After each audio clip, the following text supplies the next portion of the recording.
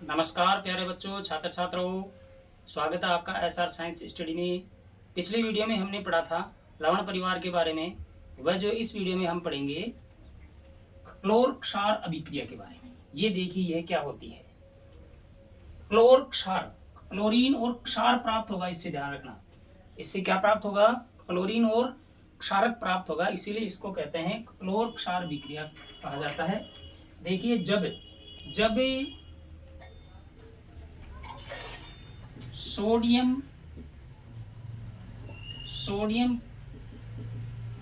Chloride के जलीय विलयन में विद्युत धारा प्रवाहित कराने पर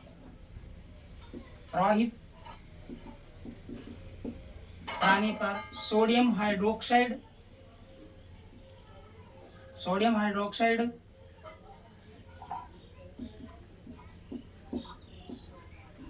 Cl2 व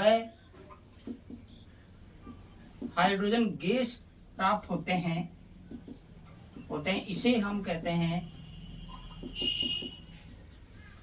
क्लोर क्षार अभिक्रिया कहते हैं।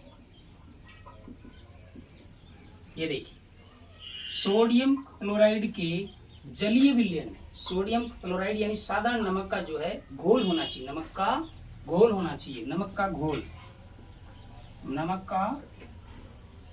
होना चाहिए। इस घोल में, नमक के घोल में यदि हम विद्युत धारा प्रवाहित करते हैं उस समय क्या प्राप्त होता है? देखिए सोडियम हाइड्रोक्साइड प्राप्त होगा। ये जो नमक का जो घोल है अपने आयनों के अंदर विभक्त हो जाएगा। सोडियम जो है एथोड की ओर प्राप्त हो जाएगा, ये देखिए, जबकि Cl2 जो है एनोड की ओर प्राप्त हो जाएगी। तो हम देखेंगे कि सोडियम क्लोराइड के जलीय विलयन में विद्युत धारा प्रवाहित होने पर देखिए क्या प्राप्त होता है?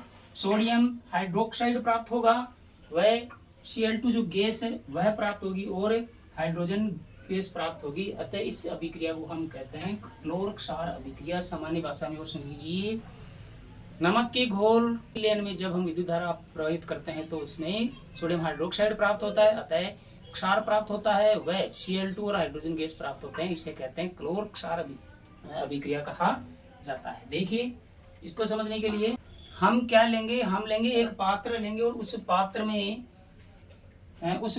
NaCl का जलीय विलयन भर देंगे, अर्थात नमक का जो घोल है। ये भरने के बाद में इसमें जो एनोड और एथोड लगा करके इसको बैटरी और विद्युत धारा से यानी बैटरी से हम इसको जोड़ देंगे।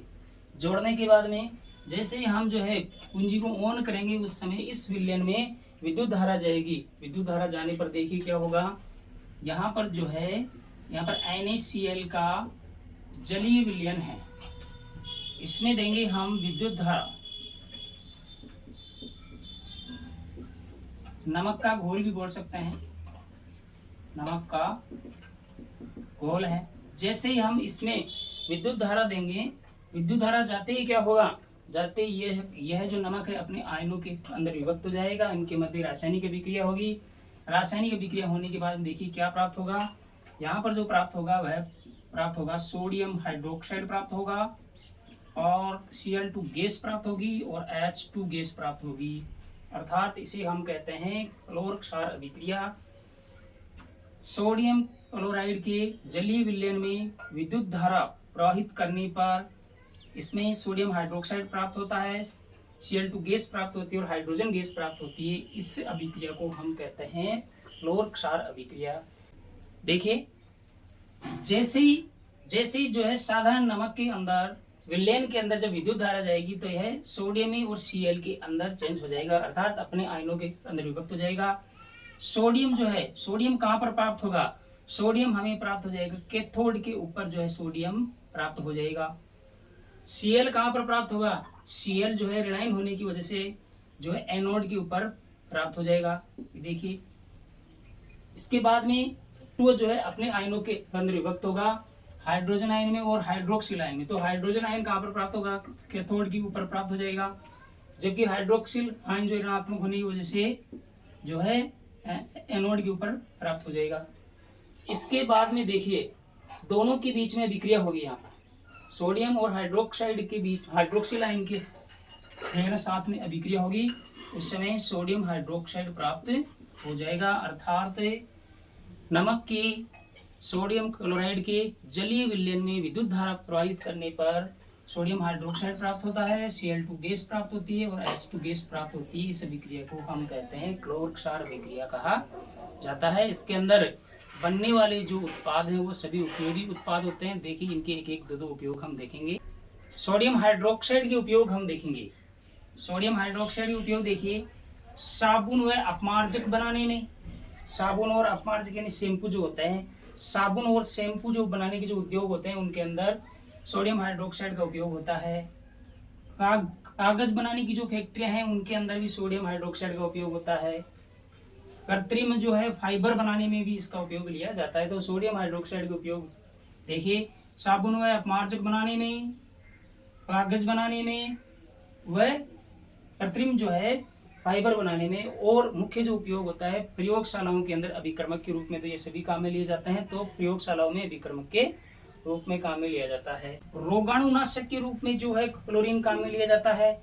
वह उसी के साथ में जल की स्वच्छता में भी क्लोरीन उपयोग लिया जाता है। यदि कोई जल के अंदर जो है रोगाणु को, सूक्ष्म जीव, हानिकारक जो सूक्ष्म जीव होता है उनको हटाने के लिए, उनको मारने के लिए भी क्लोरीन का उपयोग लिया जाता है।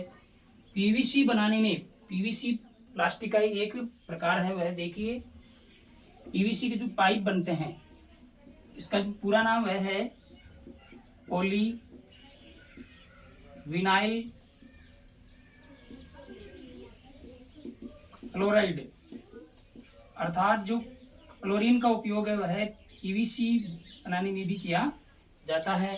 सीएफसी बनाने में, सीएफसी देखिए क्या होती है, क्लोरोफ्लोरोकार्बन, इसका पूरा नाम है क्लोरोफ्लोरोकार्बन, इसे फ्रियोन भी कहा जाता है।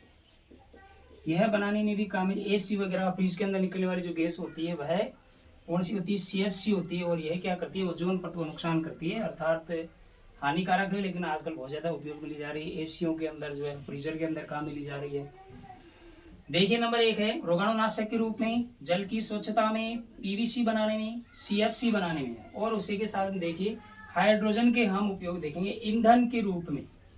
हाइड्रोजन का जो उपयोग होता है ईंधन के रूप में भी होता है। वायुयानों के जो ईंधन होता है, फ्यूल जो होता है, उसके रूप में किया जाता है।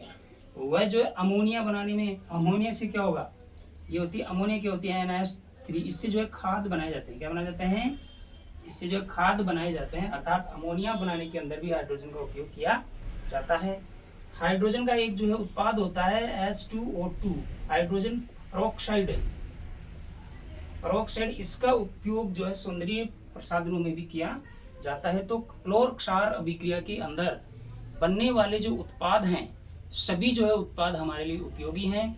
वो चाहे सोडियम हाइड्रोक्साइड हो, और चाहे Cl2 हो, चाहे H2 हो, सभी के अपने अपने उपयोग हैं। तो मैं समझता हूँ कि आपको क्लोर क्षार अभिक्रिया समझ में आ गई होगी। धन्यवाद।